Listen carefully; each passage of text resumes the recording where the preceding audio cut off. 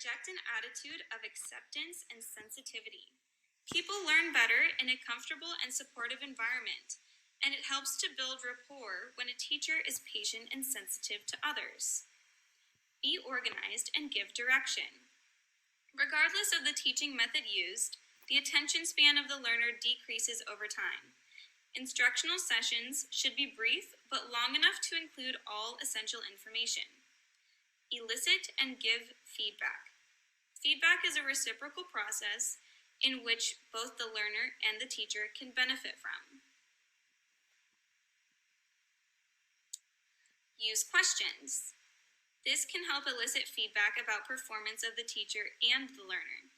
Questions from learners help the teacher pace the material being presented and show the teacher what learning progress is being made.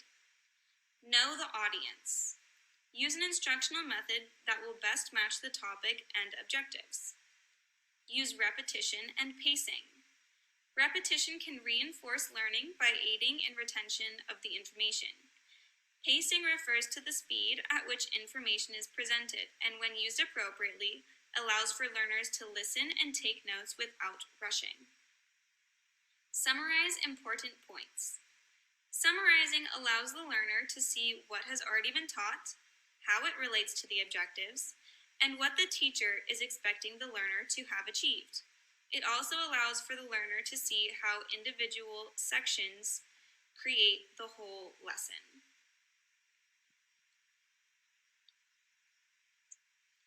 Alright, so next is instructional settings.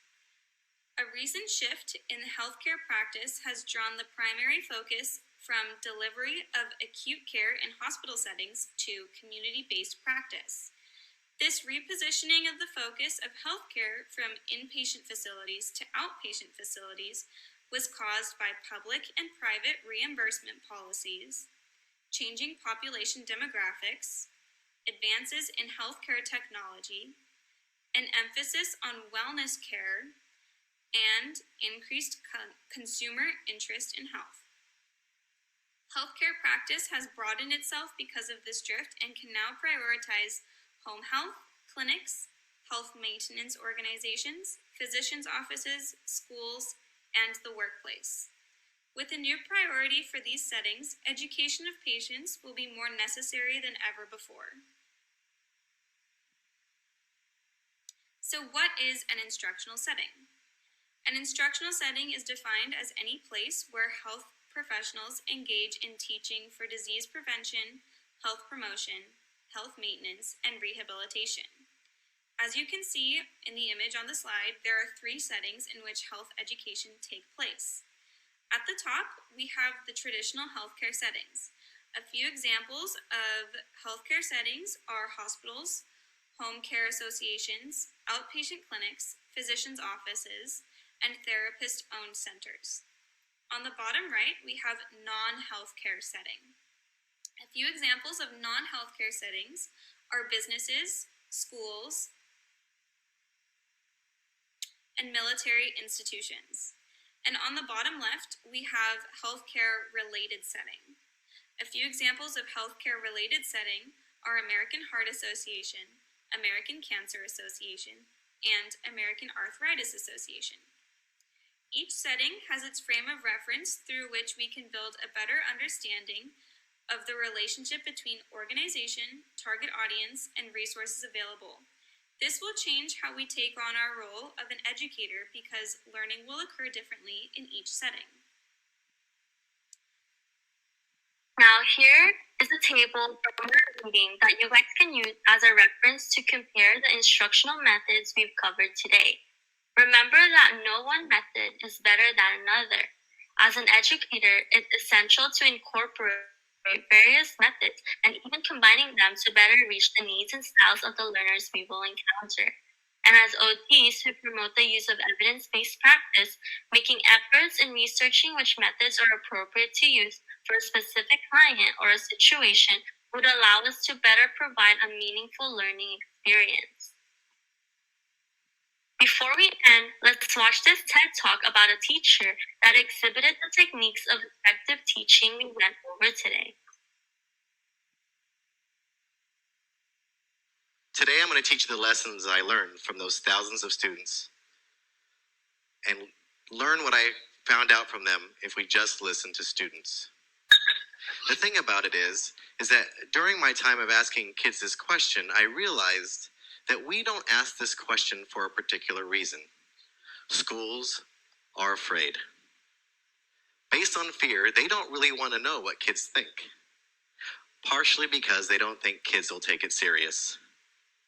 I'm going to share with you one of the most profound quotes, answers to this question that I ever received.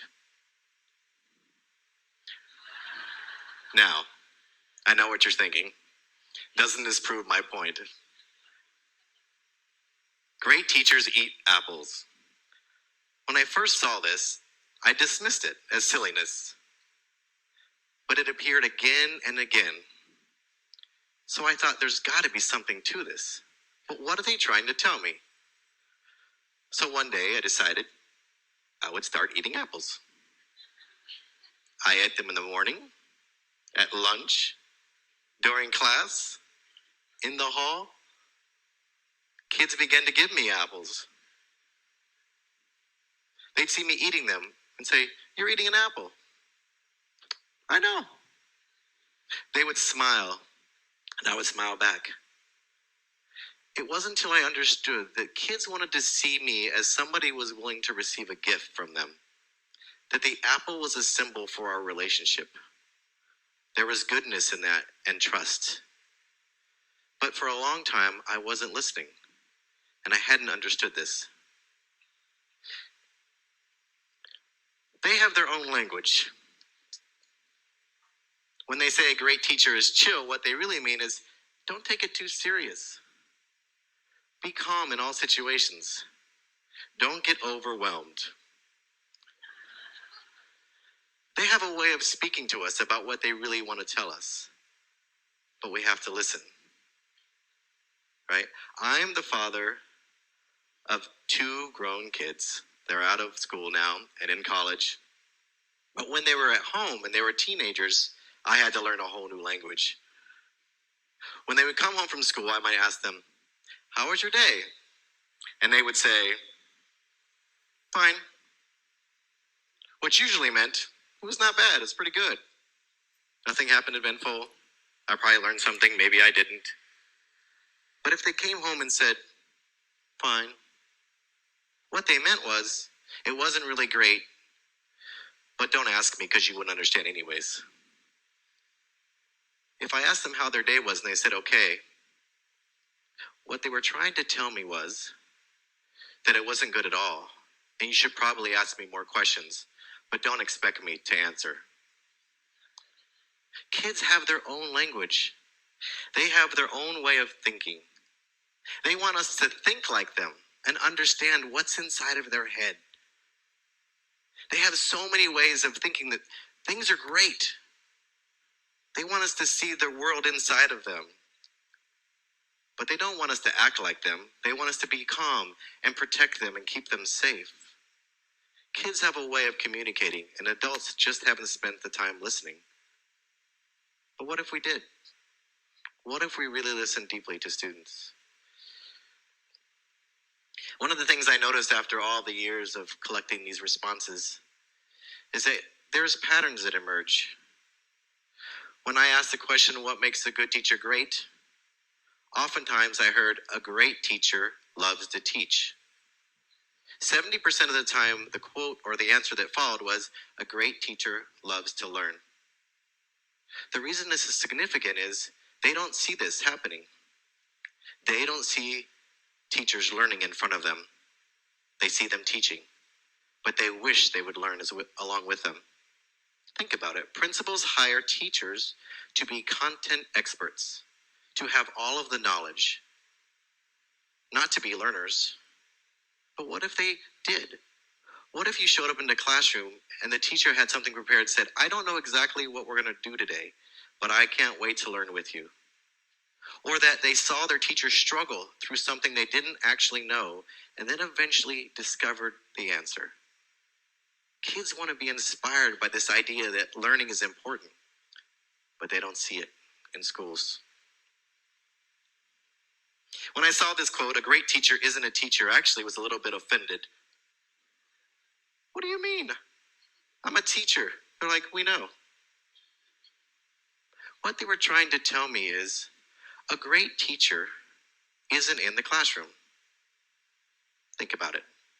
Think about a time that you have some enduring understanding, a time when you learned something that you still remember and use to this day, like throwing a baseball or riding a bike. I remember learning to ride a bike from my mom when I was 5 years old. She took off the training wheels of my bike. She got behind me and began to push. And we ran until she finally let go and I began to ride a bike. That's what I did. That's how I learned to ride a bike. I can still ride a bike to this day from that moment. But can you imagine if I tried to learn a bike from my mom in a classroom? What it would look like? Son, first, you need to learn all the parts of a bike.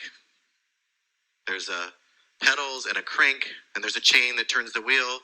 You have to take a significant force. Once the force has enough momentum and you can keep your balance, that's how a bike works. I want you to learn all the parts, be able to label them and draw them. Then you're going to learn and write a research paper about the history of bike riding. All the important elements, the adventure, the developments of bikes. And at the end of that, you're going to take a final examination. If you pass and get an A, you can ride a bike. At 5 years old, I think I would have said, never mind, I'll just walk. This is exactly what we do to children. We put them in a classroom and tell them, this is what I want you to learn. It's important, do it. And kids know that it's not true, that we don't really value learning this way. So no wonder they're disruptive or bored or disengaged. Kids want us to be teachers that aren't teachers. I want to tell you a story about Yvette. A great teacher understands that they have a life outside of school. They really do. They want us to know that their life in school is way more different than the life outside of school. I just thought, well, how hard is your life? Your job is to do school. My job is to teach. Yvette was a tough student. She was feisty, and she had an infamous reputation. She walked around with a jacket to prove it. Whenever she walked around, the kids would follow. She would come in and sit in the front row and lean just so she could make eye contact to intimidate me. She would call me Mr. and not even use my full name. When she'd get up to go to the bathroom, all the girls would follow. Eventually, I learned from Yvette what she needed to learn. And I thought I became pretty good at what I was doing. I noticed one day she stopped turning in her homework, which she had become a great leader in the classroom. She turned in her homework. She participated in class. She actually was quite good. So when this happened, I was surprised. So I went up to her and said, Yvette, I'm very disappointed in you. She said, I know, mister, I'm sorry. I expected and turned in tomorrow. Tomorrow came, and just a few sheets of unfinished work were turned in. I also went up to her and said, Yvette, this is disappointing.